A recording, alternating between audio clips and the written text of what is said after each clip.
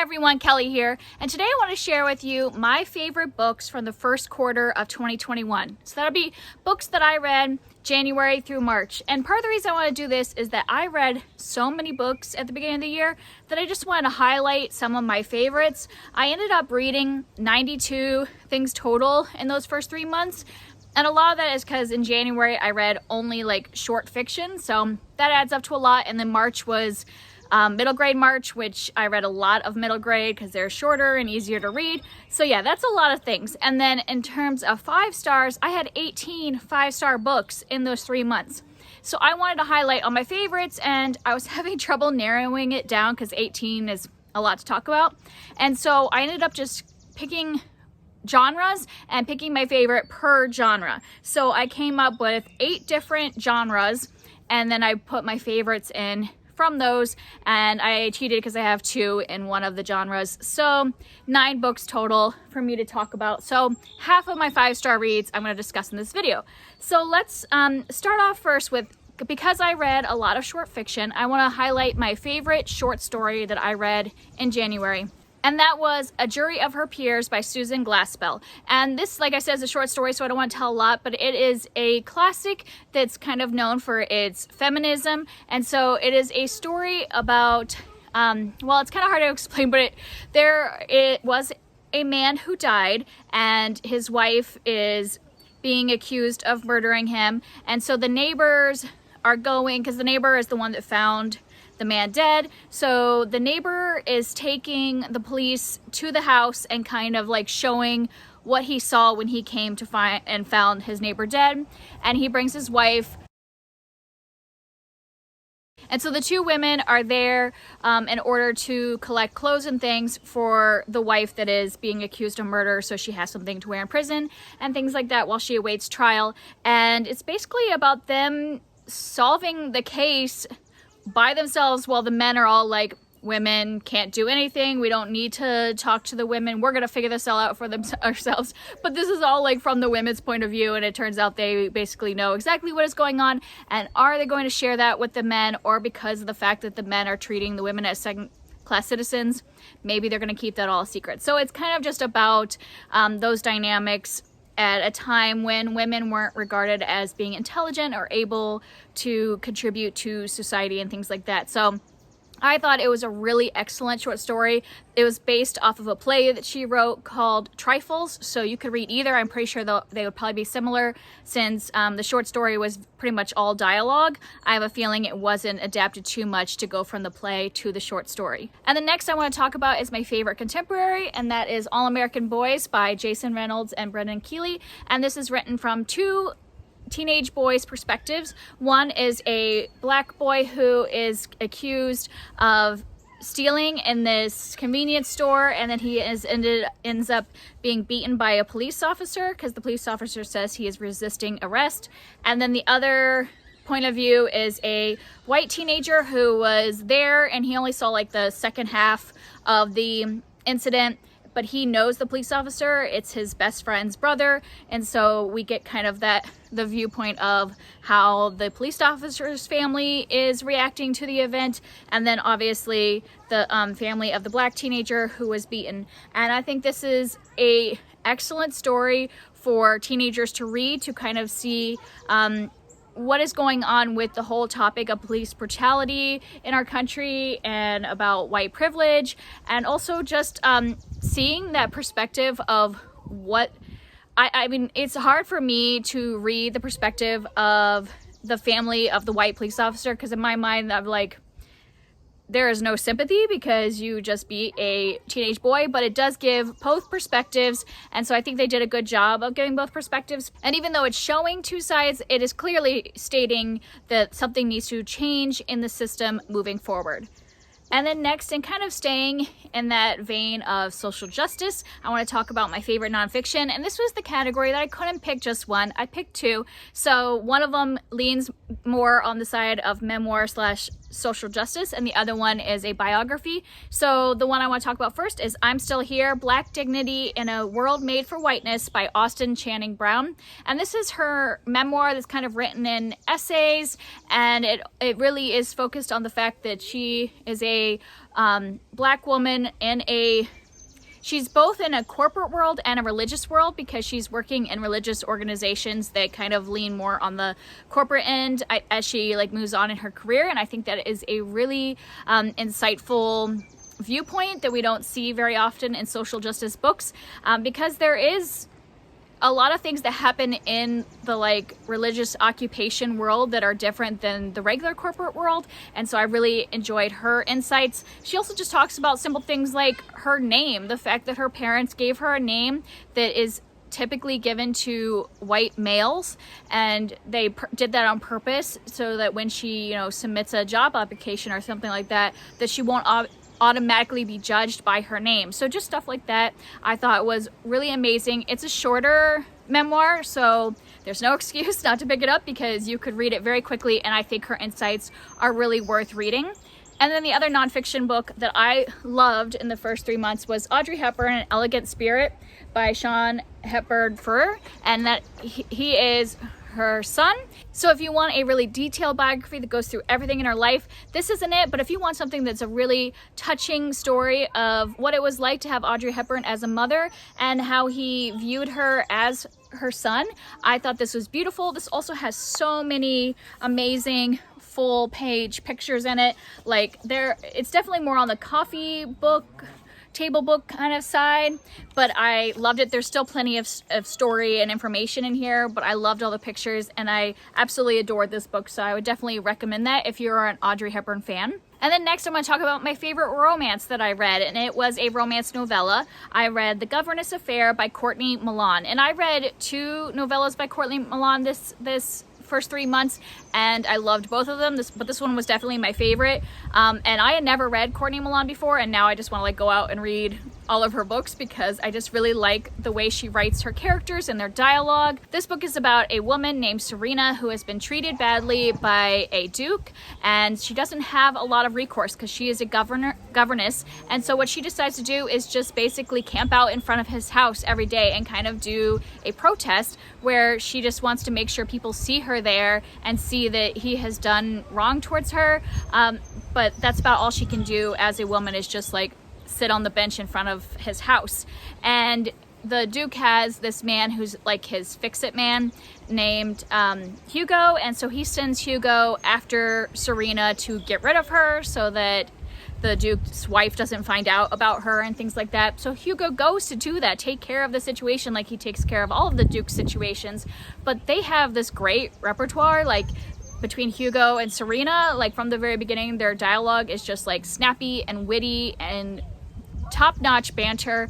And so the more he tries to get rid of her, the more he thinks that maybe he doesn't want to get rid of her. And so it's a short book since it's a novella, but I do like the way they develop the relationship, and a lot of it is just the way they interact. There's also an element of the fact that Serena has gone through some sexual assault in her past, and so we are dealing with a harder topic there, and I really like and appreciate the way Courtney Milan, approached that topic in this book, and the fact that it is more of a steamy romance. There's not, since it's a novella, there's not that many sex scenes, but the fact that it does lean towards that the balance between talking about trauma in your past, but being able to still enjoy a sexual experience even after experiencing trauma. I thought that was handled really well and sensitively, so I would highly recommend that if you like romance. And then next I want to get into all the kind of things on the more speculative side. I have found that I'm really enjoying reading speculative fiction, and so that could be sci-fi, fantasy. I've kind of moved into a little bit of horror. And yeah, so I'm really enjoying all the speculative fiction that I have been reading lately. So I want to highlight some of my favorites. First of all, my favorite sci-fi book was a novella I read in January called To Be Taught If Fortunate by Becky Chambers. I am someone that didn't really love the Wayfarer series. I read the first book and kind of thought it was okay, but nothing as exciting as all the hype has been getting. And so I wasn't sure if Becky Chambers was for me, but then she wrote this standalone and I was like, oh, I'm gonna give it a chance because maybe I just don't like that series and those characters. And so I picked this one up and I'm so glad I did because I absolutely loved it. I felt a real connection to the main character. I think part of why I like this one better than Wayfarers is that it really like just focuses on a small cast of characters, where the Wayfarer series has a large cast of characters and feels very episodic. This just had 5 characters in it and we are just following the perspective of one of those characters. And so these, I think there was 5. There's 4 or 5 people and they are in space and they're both astronauts but also scientists, and so they are studying planets out there that haven't been studied yet by humans. And so we are visiting several planets. I think there's like 4 different planets that we visit, and so there's each section is like a totally new world that we are being introduced to. And I just loved the characters in this. I loved the like uniqueness of each like planet that we were seeing. There was also a whole section that I think really correlates to what we're feeling here during COVID-19 and during isolation. That there was a big like section about the feeling of just being out on your own, not being able to go places, not being able to see new people, things like that. I thought it was a great book to read during this current climate, and so I would definitely recommend it if you maybe didn't like the Wayfarer series. Maybe try this one, or if you just want to try a new short sci-fi, I would highly recommend that one. And then next, my favorite fantasy book was Amari and the Night Brothers by B.B. Alston, and this is a new fantasy middle grade series that is getting a lot of hype right now, and I think it is definitely deserved. I thought this was one of the most like immersive fantasy series that I have read in a while, because I mean there's a lot of like great fantasy out there, especially middle grade fantasy, but there not always do you just feel like you're being completely in this world of creatures and powers and all this stuff. And this one I really felt that he did a great job of creating this atmosphere. So this is taking place in the real world, but it's like the real world where magical things like creatures and myths and things like that are real. So like the myth of Bigfoot is real, but this group of people is trying to cover it up and not let the general humans know about it. So our main character, Amari, her brother had disappeared and she doesn't know what happened to him.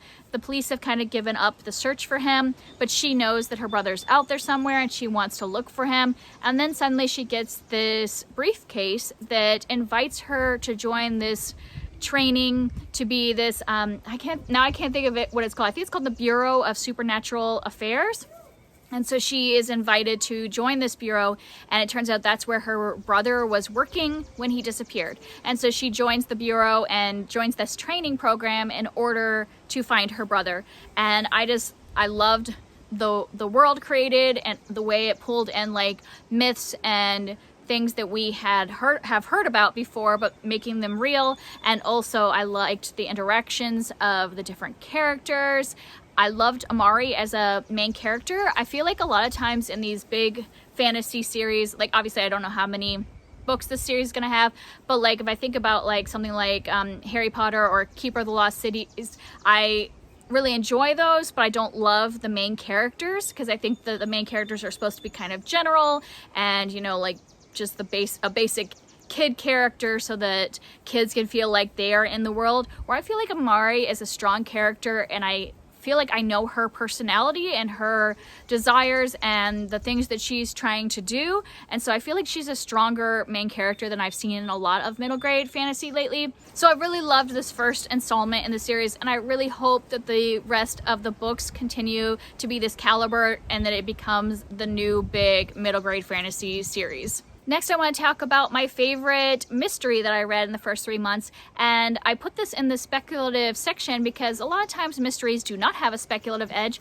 but this one did. And I read, or I should say I reread, The Hound of the Baskervilles by Arthur Conan Doyle. This is one of the Sherlock Holmes mysteries, and at least of the ones I've read so far, this is the only one I think that has the potential of being like speculative fiction at the same time. And so I really love that element. I love that it has more of a gothic feel than most of the other stories in the series. It is about a case where we are out in the English moors, so not in London. And this man who is a Baskerville, he, you know, is the owner of this estate, and one day he dies, and the people that work for him have no idea how that happened, because they think he just had a heart attack, but things have been weird. They've been hearing howling on the moors. There is a what is it called? A legacy or whatever in the family, passed down a story about there being this hound that is haunting the Baskervilles in past generations. So some people think it's the hound that killed him and things like that. So they are asking Sherlock to check things out and see what really happened. And Sherlock is not available, so he sends Watson to go and check out what is happening at this estate. So most of this book doesn't even involve Sherlock and for a good chunk of it. So we're getting to know Watson quite a bit in this one, which I really love, but then I also still really love the interaction between Holmes and Watson when they come together, and I just think that the mystery in this one is a lot of fun. I love the atmosphere, like being out of London and on the moors and all the creepy things that are potentially happening. And yeah, I just really love this installment in the series. And I think this is one that if you aren't sure whether you want to read Sherlock Holmes or not, you could just read this on its own without reading the other ones. They don't necessarily need to be read in order. I actually read this book as the first Holmes and Watson I had ever read, and then I went back now and have read through the series in publication order. But yeah, this is my favorite of the Sherlock mysteries, and I loved it. I would definitely recommend it. And the last genre I want to talk about is horror, which is really surprising to me because I've always thought I was not a horror fan. I can't really do a lot of like blood and gore. I can't do extreme violence and things like that. So I've always kind of avoided the horror genre. But then I have discovered in the last year that maybe I don't need to avoid the entire genre. I just need to look for things that are like more on the light horror side, that don't have some of those really intense themes. And one of the ways I found to do that is to read middle grade horror, because it still has some of the creepy atmosphere and like the weird things going on, the speculative things happening, but it doesn't have a lot of like violence and gore since it's written for children. And so the book that I read that I absolutely loved, probably my favorite book of the entire year so far, is The Night Gardener by Jonathan Auxier.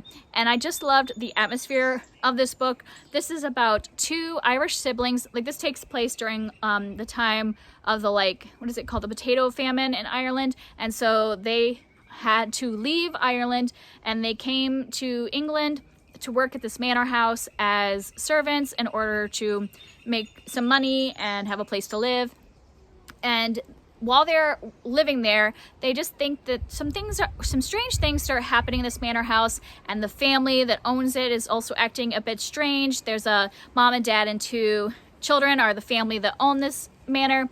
The house is kind of run down, and like I said, the more they are there, the more they get to know these people, they get weirder and weirder. And then one night while they're sleeping, they wake up and see this mysterious stranger called the Night Gardener, and they start to learn about the history of this house and this family and this Night Gardener. And it is just like perfectly creepy for me.